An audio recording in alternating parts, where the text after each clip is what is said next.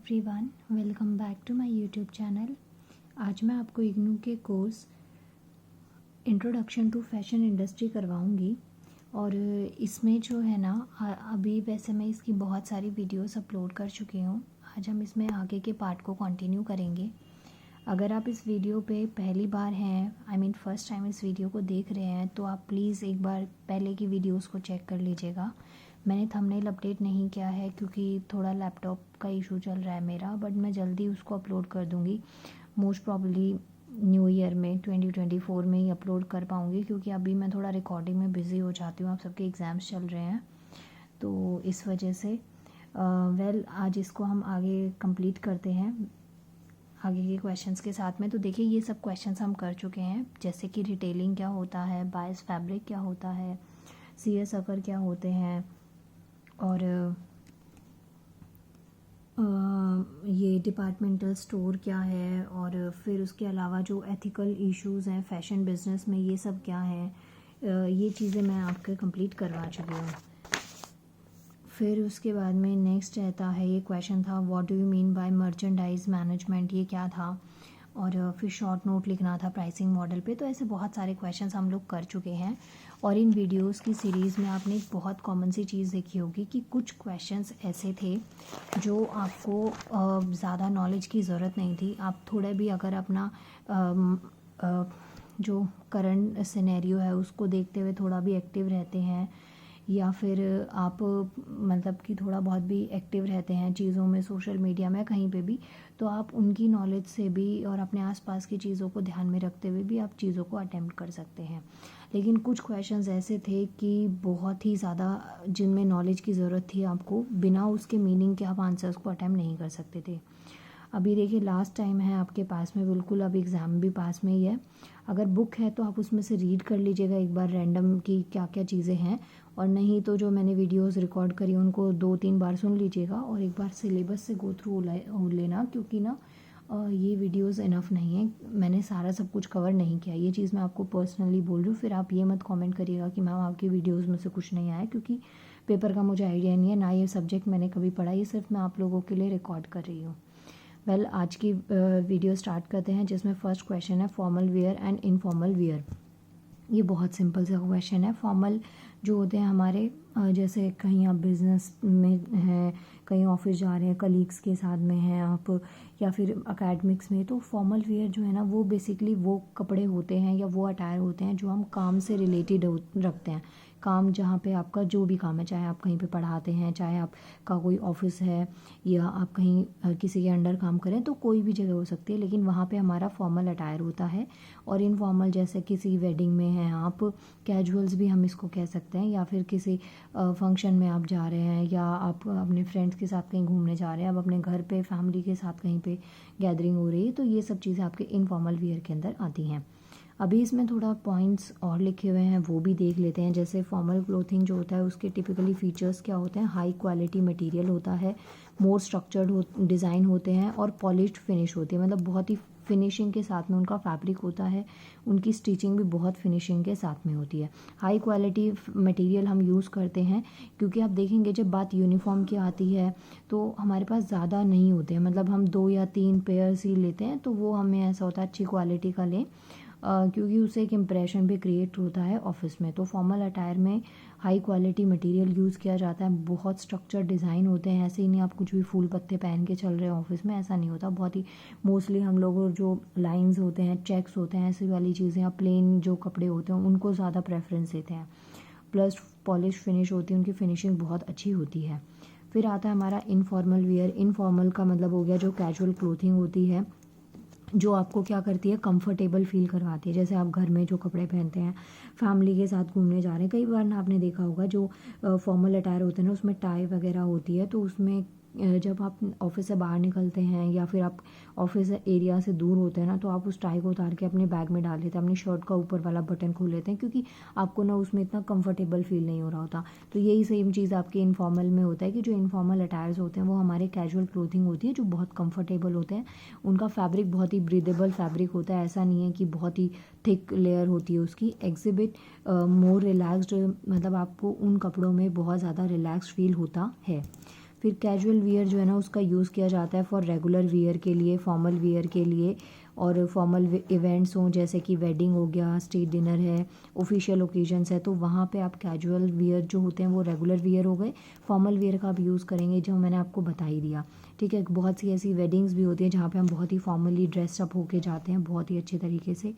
फिर formal defines आते हैं, ऑफिशियल स्टाइल हो सकता है, मैनर हो सकता है। इनफॉर्मल डिफाइंस में होता है जहाँ पे कैजुअल या फ्रेंडली मैनर में आप कुछ पहनते हैं। तो एक बार इस आंसर को रीड कर लीजिए बहुत अच्छे से वीडियो को पॉज करके। अब इसके बाद में देखिए नेक्स्ट पेज पे चलते हैं। नेक्स्ट पेज पे आगे क्वेश्चंस हैं, आज मिलेंगे आपको थोड़े ज़्यादा क्वेश्चंस हैं, अच्छे हैं क्वेश्चंस भी।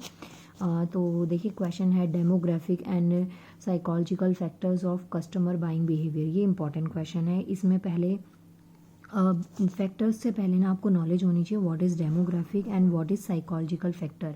तो पहले ये लिखना ज़रूरी है। तो देखिए यहाँ पे क्या लिखा हुआ है डेमोग्राफी में।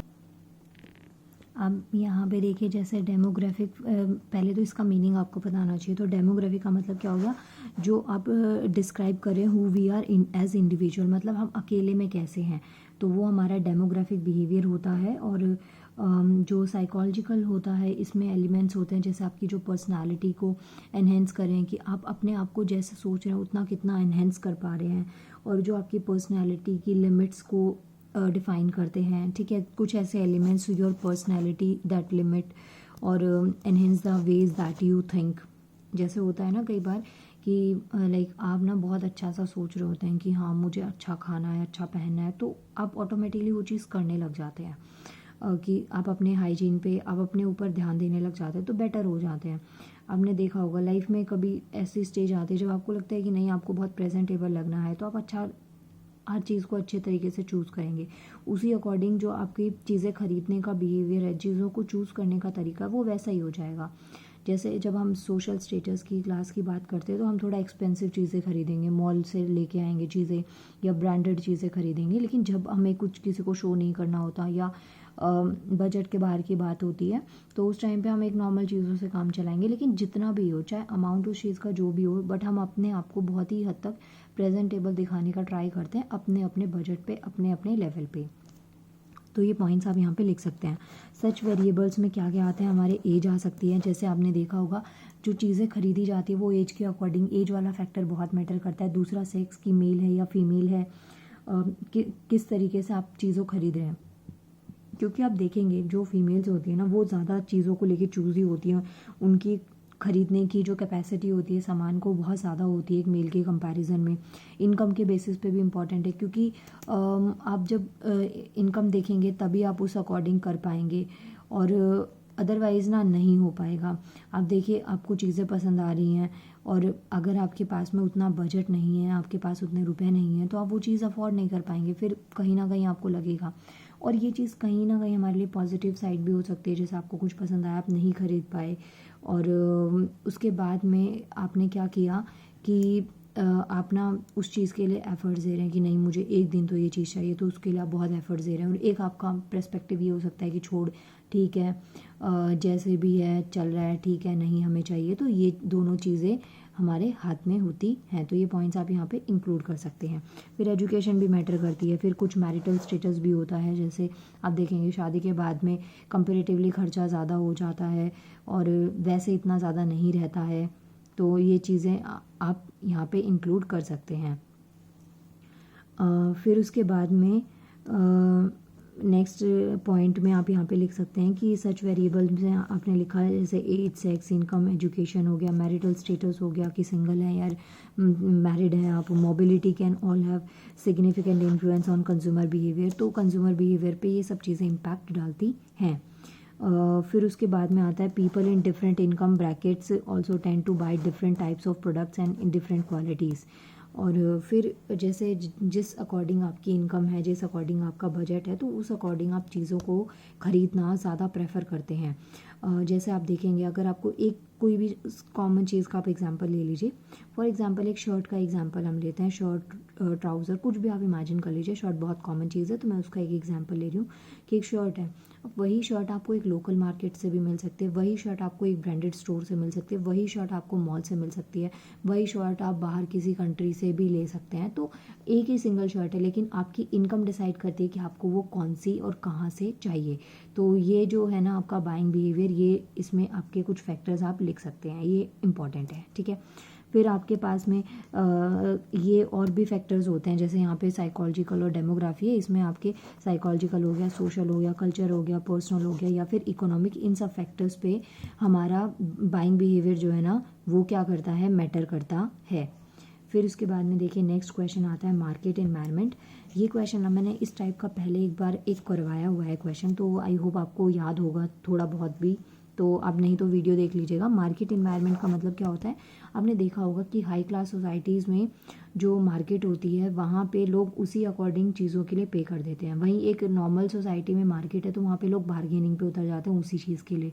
तो मार्केट एनवायरनमेंट भी मैटर होता है। ये क्या है, एक कॉम्बिनेशन है इंटरनल और एक्सटर्नल इन्वायरमेंट फोर्सेस का, and the factor that influence a business operation of a business and its ability to serve its customers. ठीक है, कि मार्केट इन्वायरमेंट में कई चीज़ें फैक्टर्स काम करते हैं कि किस तरीके की सर्विस वहाँ के कस्टमर्स चाहते हैं, किस तरीके की सर्विसेज जो हैं वो कस्टमर को प्रोवाइड करी जा रही है। जैसे आप हाई क्लास सोसाइटीज़ की बात करेंगे तो वहाँ पे यूजुअली लोग खुद से सामान लेने नहीं जाते, वो मार्केट से चीज़ें ऑर्डर करते हैं। तो अब उसमें कुछ डिलीवरी चार्जेस एक्स्ट्रा ऐड होंगे जो वो अपनी पॉकेट से पे करने में ज़रा भी नहीं हिचकिचाते। कई बार उनकी से एक्स्ट्रा अमाउंट भी ले लिया जाता है। लेकिन आप देखेंगे नॉर्मल अगर आप खुद से सामान लेने जा रहे हैं तो वहाँ पे आपका जो पर्सपेक्टिव है वो चेंज हो जाएगा, चीज़ों को खरीदने का तरीका चेंज हो जाएगा। तो ये चीज़ें आपको ध्यान रखनी है। फिर इसमें हमारे पास दो डिविजन्स आते हैं, एक होता है माइक्रो इन्वायरमेंट और एक होता है आपका मैक्रो। जैसे माइक्रो और मैक्रो आप इकोनॉमिक्स में पढ़ते हैं ना, उसी से ये टर्म्स आपकी निकल के आई हैं। तो ये दोनों टर्म्स में आप एक बार देख सकते हैं कि माइक्रो में क्या होता है, जितने भी फैक्टर्स होते हैं ना वो सब इसमें एसोसिएट होते हैं कंपनी से डायरेक्टली, ठीक है। और जो माइक्रो कंपोनेंट्स होते हैं वो एक्सटर्नल इन्वायरमेंट होते हैं, इसे इसलिए टास्क इन्वायरमेंट भी कहा जाता है। अब माइक्रो इन्वायरमेंट में क्या क्या चीज़ों पे डिपेंडेंस होती है, कस्टमर के ऊपर, कॉम्पिटिटर्स कैसे हैं और सप्लायर्स कैसे हैं, कि आपके जो कस्टमर है वो कैसे हैं और जिनसे आप सामान ले रहे हैं वो कैसे हैं, और इसके अलावा जो आपके सप्लायर्स हैं वो कैसे हैं। तो ये सब पॉइंट्स के ऊपर ये क्या करता है, मैटर करता है। तो एक बार आप माइक्रो इन्वायरमेंट को थोड़ा सा पढ़ लीजिए। फिर नेक्स्ट आता है हमारे पास में मैक्रो में क्या होता है, डेमोग्राफिक्स आते हैं, जो मैंने ऊपर बताया कि आप अपने आप को एज ए इंडिविजुअल कैसे डिस्क्राइब कर रहे हैं। फिर उसके बाद में नेक्स्ट आता है एम्प्लॉयमेंट रेट कैसा है वहाँ पे, कि लोग जो हैं वो मोस्टली वहाँ पे जॉब कर रहे हैं, कहीं ना किसी ना फील्ड में काम कर रहे हैं, एक सोर्स ऑफ इनकम है उनके पास में या फिर यूं ही है। तो ये चीज़ें आपकी यहाँ पे मैटर करती हैं, क्योंकि आप देखिए एक जगह जहाँ पे सिर्फ सिंगल पर्सन वो है, काम करने वाला इंसान है और बाकी सब नहीं कर रहे हैं, तो वहाँ पे जो एक्सपेंसेस है वो थोड़े ऑटोमेटिकली कम हो जाएंगे। एक एरिया जहाँ पे आप देख रहे हैं सब लोग ही काम कर रहे हैं और उसके अलावा ये आप देखेंगे कि वहाँ पे फिर वो लोग खर्चा भी उस अकॉर्डिंग कर रहे हैं। तो एम्प्लॉयमेंट रेट बहुत मैटर करता है, ग्लोबल डिसरप्शंस भी बहुत इंपॉर्टेंट है। तो ये सब पॉइंट्स आप यहाँ पे याद रख सकते हैं, ठीक है। तो ये पॉइंट्स आप यहाँ पे लिख लीजिएगा। मैक्रो और माइक्रो का एक बार रीड कर लीजिएगा, ज़्यादा आपको नहीं फोकस करने का मन करे कोई दिक्कत नहीं है। आगे बढ़ते हैं नेक्स्ट क्वेश्चन पे, employability in Indian fashion industry. जो इंडियन फैशन इंडस्ट्री है ना उसमें एम्प्लॉयबिलिटी, अब आपको पता है कि कोई भी नया सेक्टर अगर हमारे भारत देश में आएगा, क्योंकि पॉपुलेशन बहुत ज़्यादा है, तो नया सेक्टर आएगा तो ऑब्वियसली जॉब जनरेट होंगी। और आपको पता है बेरोज़गारी का लेवल बहुत ज़्यादा है, तो इससे ना हमें ये एडवांटेज रहता है कि चलो भाई ठीक है, अच्छा है कोई इंडस्ट्री आई है तो उसमें ना हमें क्या करना है कि मतलब ये होता है ना कि नई इंडस्ट्री आई तो चलो हमें काम मिलेगा, हमें अपॉर्चुनिटी मिलेगी। तो ये सब चीज़ें आपको यहाँ पे इंक्लूड करनी है, ठीक है। फिर उसमें आपसे एम्प्लॉयमेंट में इसमें आप क्या करेंगे कि कुछ रेशो दे सकते हैं, लाइक कि आप यहाँ पे जो स्टैटिकल आंसर भी यूज़ कर सकते हैं कि जिसमें आप इंडियन रेशो दे सकते हैं कि कैसे जॉब जनरेट हुई है, जैसे एक ऑर्गेनाइजेशन है आपके लिए IBEF, India brand equity foundation है। इसके अकॉर्डिंग जो हमारी अपैरल इंडस्ट्री है, मतलब जो फैब्रिक फैशन इंडस्ट्री है या टेक्सटाइल जो है ना, उसका वो कंट्रीब्यूट कितना करती है हमारे इंडिया की GDP में, 2.3%। तो ये कहीं ना कहीं आपकी एम्प्लॉयबिलिटी से ही रिलेट करता है। प्लस 13% जो है इंडस्ट्रियल प्रोडक्शन में, और 12% जो है वो एक्सपोर्ट अर्निंग में। तो ये एक रेशो, एक आपको स्टैटिक पॉइंट गिवन है कि ये चीज़ें आप यहाँ पे लिख सकते हैं। और ये इसलिए इंपॉर्टेंट है, जैसे अगर मानिए आपने आंसर में इंक्लूड किया तो एक एग्जामिनर के दिमाग में ना ये चीज़ आएगी कि चलो हाँ आपने कुछ पढ़ा है, और मतलब आप उस नॉलेज को इन्वॉल्व करें, उसमें इम्प्लीमेंट कर रहे हैं, तो ये बहुत ज़रूरी है। तो ये आपको ध्यान रखना है। फिर उसके अलावा ये तो जैसे आपका स्टैटिक पॉइंट हो गया, कुछ और भी आप इसमें एक्स्ट्रा ऐड कर सकते हैं, जैसे कि जो टेक्सटाइल और गारमेंट इंडस्ट्री है ना, वो लेबर इंटेंसिव सेक्टर्स हैं, क्योंकि यहाँ पे लेबर की बहुत ज़रूरत है। वैसे आई एग्री कि हम आजकल मशीन बेस्ड कपड़े ज़्यादा पहनते हैं, मशीन्स की जो वैल्यू है वो बहुत ज़्यादा बढ़ गई है, लेकिन स्टिल यहाँ पे पूछा ये गया है कि एम्प्लॉयबिलिटी, तो आप यहाँ पे लिख सकते हैं कि इन सेक्टर्स में, इन इंडस्ट्रीज़ में जो लेबर इंटेंसिव सेक्टर्स हैं ये, तो यहाँ पे जो एम्प्लॉयमेंट है वो बहुत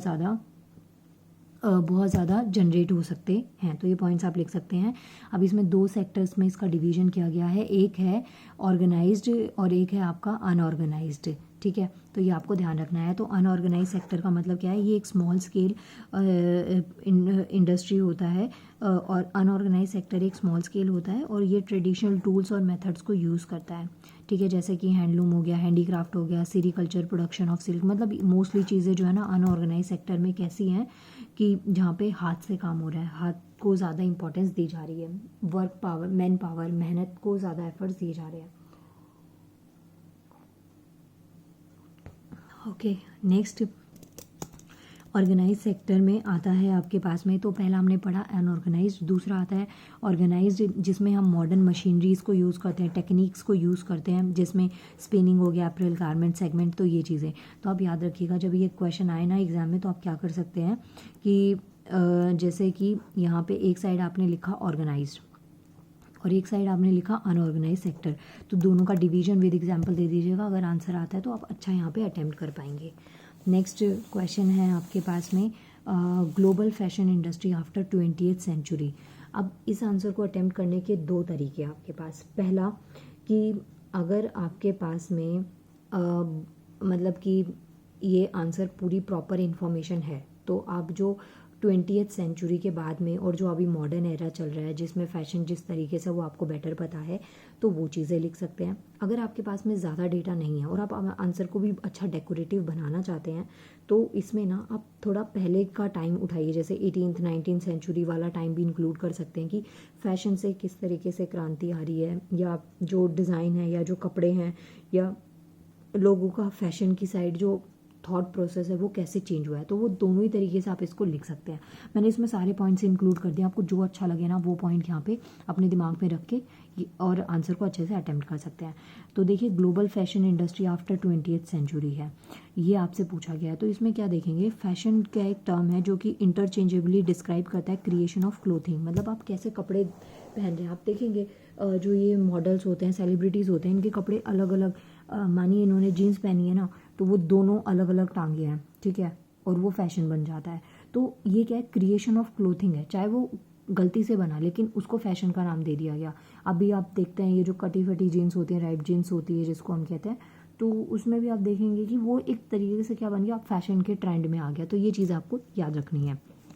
सो बेसिकली इसमें क्या है कि जो डिस्क्राइब करता है क्रिएशन ऑफ क्लोथिंग को, फुटवेयर को, एक्सेसरीज़ को, कॉस्मेटिक्स को, ज्वेलरी और डिफरेंट कल्चर, इनको क्या कर रहा है, वो डिफाइन कर रहा है। अगर हम 20th सेंचुरी की बात करें तो रैपिड इंडस्ट्रियलाइजेशन हमने देखा है, जो मास मीडिया वो बहुत बड़ा है, इसकी वजह से ना जो फैशन है उसमें एक अलग तरीके से चेंज आया है।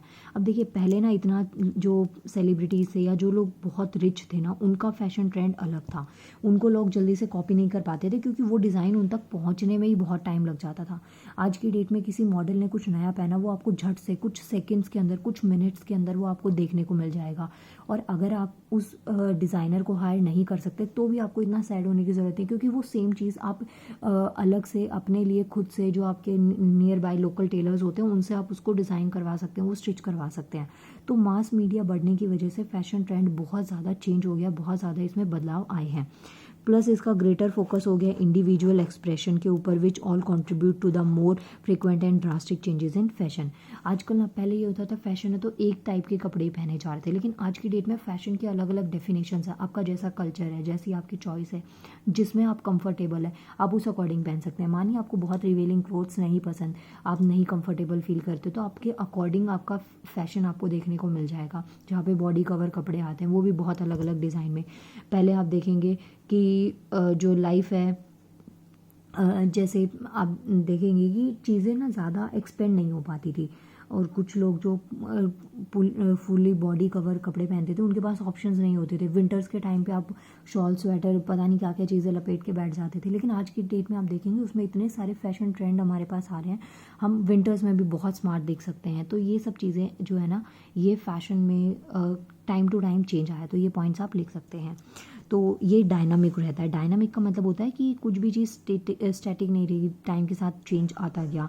और कई बार आप सिचुएशन देखेंगे जहाँ पे पुराना फैशन जो दोबारा से लौट के आ जाता है, थोड़ा सा अलग टचअप देके, तो ये पॉइंट्स आप लिख सकते हैं।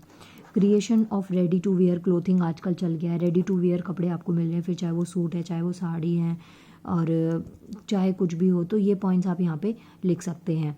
जैसे आपको ना आजकल हर चीज़ ऑलमोस्ट रेडी टू वेयर चाहिए, क्योंकि आपके पास इतना टाइम नहीं होता उसको स्टिच करवाएं या कुछ टाइम दें, तो उस सिचुएशन में आप क्या करते हैं कि चलो भाई अच्छा हमारे पास रेडी टू वेयर कपड़े हैं, उसको जल्दी से पहन लेंगे, तो यही होता है।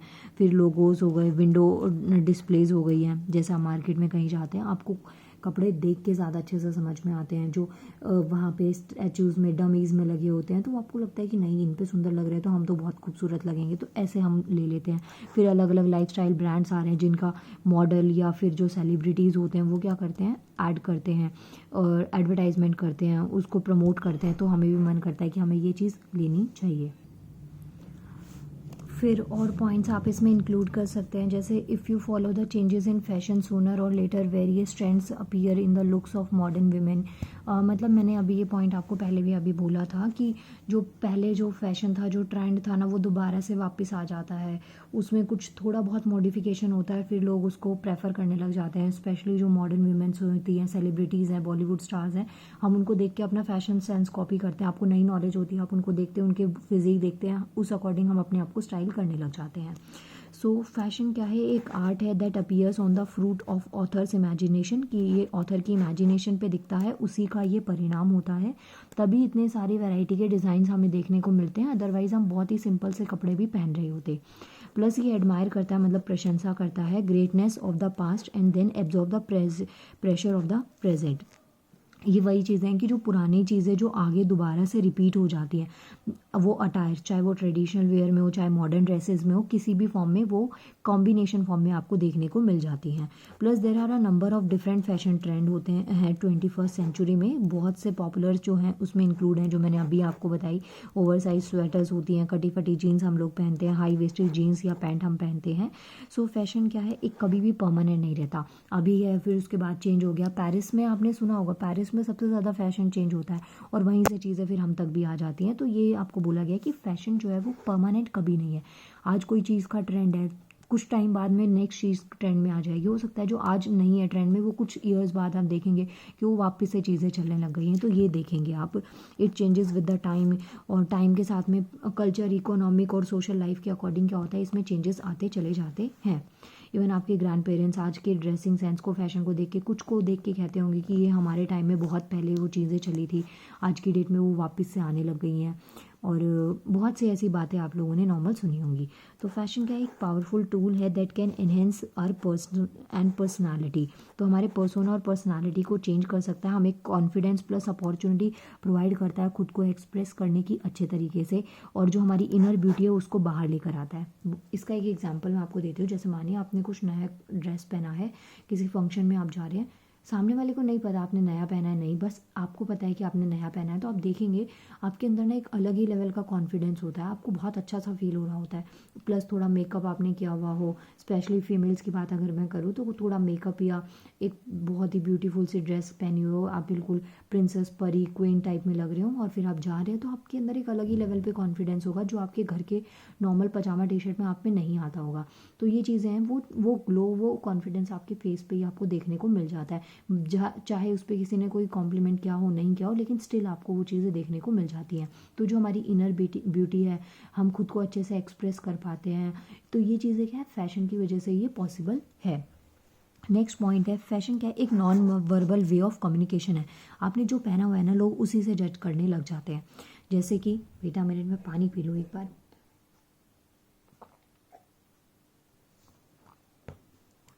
जैसे सपोज जब ना आप कहीं मार्केट में जा रहे हैं या किसी से मिल रहे हैं, तो सबसे पहले ना आपकी नज़र उस इंसान के कपड़ों पे जाएगी, ब्रांड है या बिना ब्रांड के हैं, और अगर उनको कैरी कैसे किया है, तो वो चीज़ें हैं।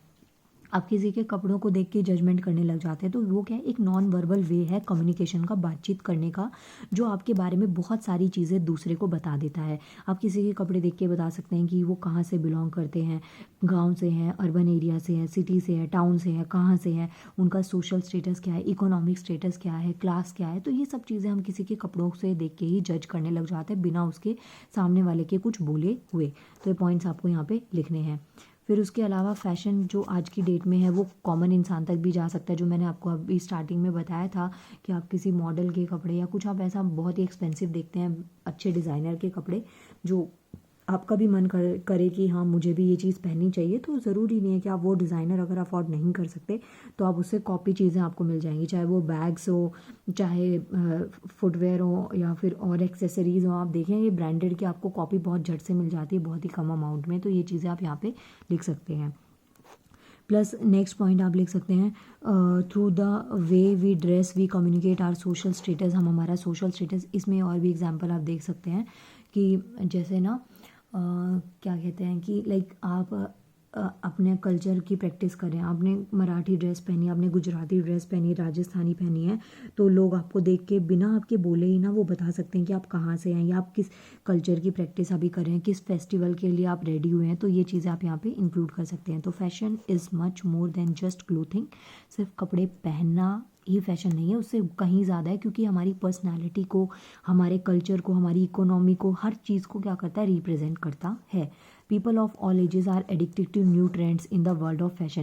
20th सेंचुरी के बाद ये ज़्यादा देखने को मिला है कि पहले ये था कि आप एक एज में ही अपने फैशन पे, अपनी ड्रेसिंग सेंस पे या बाकी चीज़ों पे फोकस करेंगे, लेकिन अभी आपका ट्रेंड बहुत चेंज हो गया। अभी एज मैटर ही नहीं करती। आप देखेंगे सब जो है ना, चाहे वो अडल्ट हैं, चाहे वो यंग जनरेशन है, चाहे वो कुछ भी हैं, मतलब ओल्ड एज में भी हैं, तो भी आप देखेंगे कि उनको अपने अटायर को लेके बहुत कॉन्शियस होते हैं, अपने लुक्स को लेके बहुत बहुत कॉन्शियस होते हैं।